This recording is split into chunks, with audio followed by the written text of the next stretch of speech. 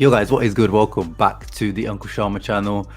Here we are, 2 matches down, 2 wins down, top of the league, well, joint with the others. But international break is already here. I mean, we were just getting started, just starting to get excited about everything and seeing this new team under Inzaghi. Limone-ball starting to cook, Limoncello-ball, and now that the international break is here. But we're going to use this international break to look back on this past couple of weeks, seeing the 7 things that we've learned from this Simone Inzaghi Inter. Usually it's 5, but there were so many things that I tried to fit them into 7. And before we get started, make sure you guys are leaving a thumbs up and subscribing to the channel. Let's go. First thing that we learned from this Inter team is the fact that physically we are there. There's been no drop off from the Antonio Conte time, from the Antonio Pintus time. The legendary physical trainer Antonio Pintus. People, including me, it was more sad to see Pintus go more than Conte probably. But it's important to shout out to Fabio Ripert, who is the guy who's coming in now as a replacement for Pintus. He's the physical trainer who has worked with Inzaghi throughout his career, short career, but still, he's been with Inzaghi since the start of his career at Lazio. Did good work at Lazio. Let's not forget Lazio were the team behind Inter last year in terms of average kilometers covered in the league. And this season, they've already started in a really good way, outrunning the opposition in both matches. First match against Genoa, 112 kilometers. Against Hellas Verona, a little bit less, but still outrunning them with 108 kilometers. And one of the reasons why I always look at the running stats is I think that's one of the easiest signs to tell whether the players are following a certain coach or not. And there's clear signs already from this Inter team. The players are all on board with Inzaghi, working super hard, and we see the usual suspects right at the top. Marcelo Brozovic with his shisha lungs, somehow always crazy stats against Genoa, coming up to 13 kilometers. And the second match, the other usual suspect, his weird partner in crime, Nicolo Barella, because Brozovic was substituted, so that was a rare occurrence where Brozovic was on top of the leaderboard there. And funnily enough, actually, Lazio, the team who are currently top of the league in terms of average kilometers covered under Maurizio Sarri. But I have a feeling that Inter will be top of this leaderboard like they were last year by the end of the season. Second thing that I learned, and I think everyone should have learned, is that Edin Dzeko is far from dusted. He's 35 years old. Everyone had doubts whether this guy is finished or not.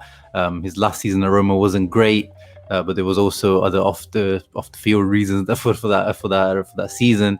But as soon as he's come into Inter against Genoa, especially, showed us technically on a technical level this guy is still a top player, bringing in people into play. His touch, his control is really good.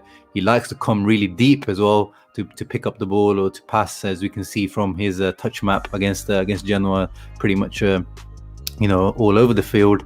Very different player from Lukaku. Obviously he's not going to give us those bursts of speed and physicality that Lukaku used to give, but he gives us a lot more in terms of being able to link up a lot better, much cleaner link ups, and that aerial threat that we've already seen with his goal against Genoa, and what he's added in terms of even winning headers. We saw the Lautaro's goal against Hellas Verona, where he should have got probably a second one from the exact same Stoke City type tactics, long throw from Perisic into Edin Dzeko, which is something that we've never been able to do before. We definitely wouldn't be able to do that with Lukaku. I always said that guy should be a lot better in the air than he is with his size, but Edin Dzeko is really good in the air, and that's a new level of threat that we can add to our arsenal when things are not going well, like they weren't against the Hellas Verona. And physically as well, against the Genoa, he was second behind Marcelo Brozovic in terms of kilometers covered. So physically as well, this guy is not dusted. He's a model professional, as any coach and player that's played with him will tell you. This guy is a top pro. So I have a lot of expectation from Edin Dzeko this season. Point number 3, this is an obvious one. The defense is still the best in Italy. There's no doubt about that. Skriniar, Bastoni, De Vrij, untouchable. These guys are still top level, and they're all at a very good age. De Vrij is the oldest out of all of them, but he's still not old. Skriniar is coming into his peak years, and Bastoni still got a few years to reach his peak, which is really scary. I mean, against Hellas Verona, the only goal that we conceded until now, that was the only shot on target, and that was thanks to Samir Handanovic. It wasn't thanks to any of the defenders, so there's not been any mistakes as of yet. But They haven't been challenged, to be honest, till now. Genoa, that attack was useless. And against Hellas Verona, Nikola Kalinic and those guys, they're not the challenge that we're going to judge them off. So I'm waiting until better attacks go up against us, but I still have complete faith in this defense, shutting them down, and they could set a legacy here for a few years if they stay together. These guys like the Barzagli, Bonucci, Chiellini trio that set a legacy for Juventus. These guys could be setting a legacy for Inter going forward.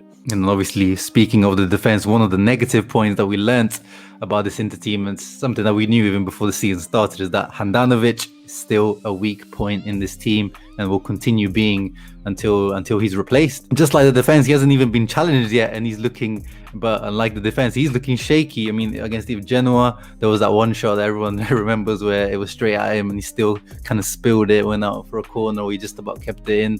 And then obviously against Hellas Verona, we praise him for how good he is with his feet, and that's the one thing that now he's getting wrong as well. Completely misjudging that pass to Brozovic, who's clearly being marked. So the mistakes are creeping in even to his good side of this game, and I expect a few mistakes from him. In terms of reflexes, in terms of saves as well, as he usually did last year as well. All my hope is that he's not completely unchallenged this year. Simone Inzaghi, whether it is Radu, whether it is Cordas, let's not forget Cordas was a starter for Crotone last year. I know Crotone obviously conceded a ton of goals, but Cordas was a regular playing, whereas Radu's really not had that much playing time over the last few years. So I wouldn't be surprised if Cordas is given the nod ahead of Radu. But one of them has to challenge Handanovic, and Inzaghi showed at Lazio that he's willing to change the keeper. Between Strakosha and Reina, he was switching a lot. So I hope that Handanovic feels that someone is challenging for his spot. His spot is not guaranteed in the team. Point number 5, the depth is there, and it might be actually better than last year, and Inzaghi is willing to use it, unlike the previous guy. I mean, first of all, Arturo Vidal, a lot of you guys have been pointing out in my comments section and on social media, I've been seeing a lot of praise for Arturo Vidal, who's finally looking tip-top shape. Last year, he was Conte's guy. He was brought in by Conte. He wanted him at all costs, but physically didn't look like he was quite 100%, and things didn't quite work out for him last season. It was a bit of an up and down season, but this season he's looking hungrier than ever. He made a clear point at the beginning of the season to say that, he wants to show who the real Arturo Vidal is. Physically, he's looking 100%, and he's showing it, even though he's only made 2 substitute appearances for now. He's coming in with goals and assists and tackles, and he's just looking much better, and he's looking like a good alternative to the other midfielders in there. Obviously, on the left-hand side, Di Marco has been the substitute until now to Perisic, but he's eyeing up that spot. He's eyeing it up, and my prediction is that he's going to be the starter by the end of the season.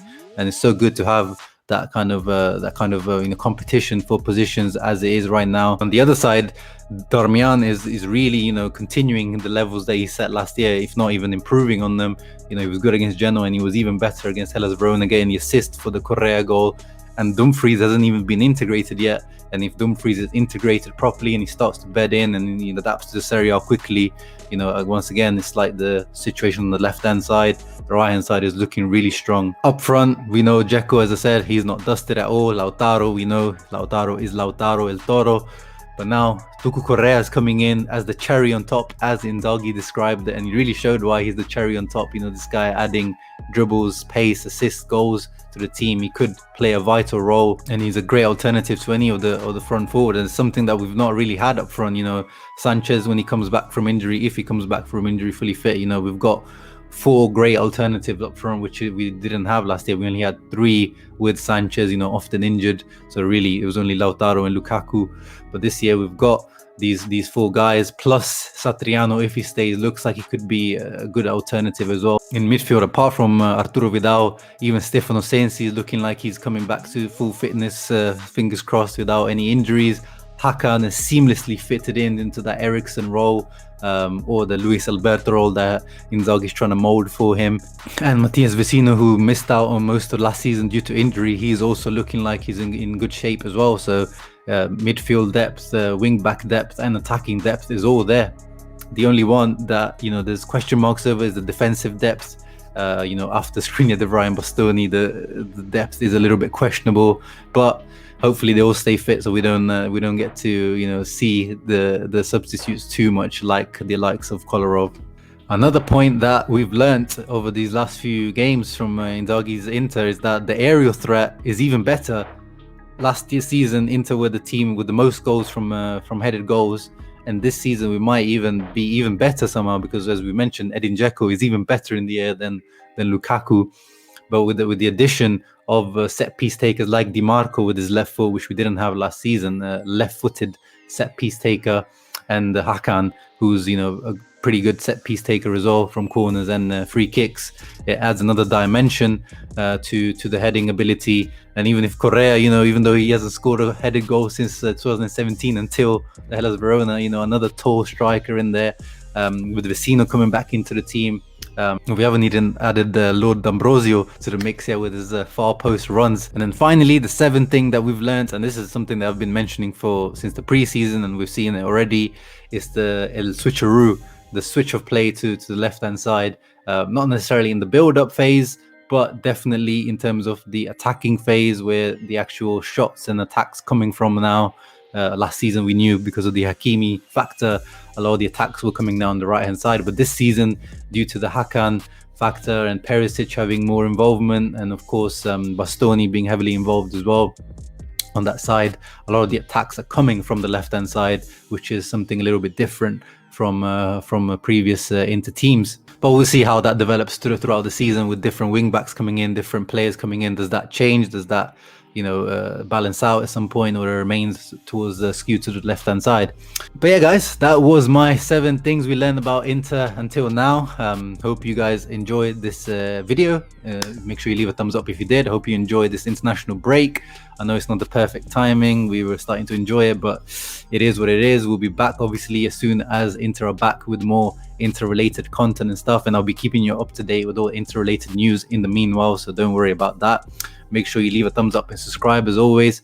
Ciao ragazzi, Forza Inter!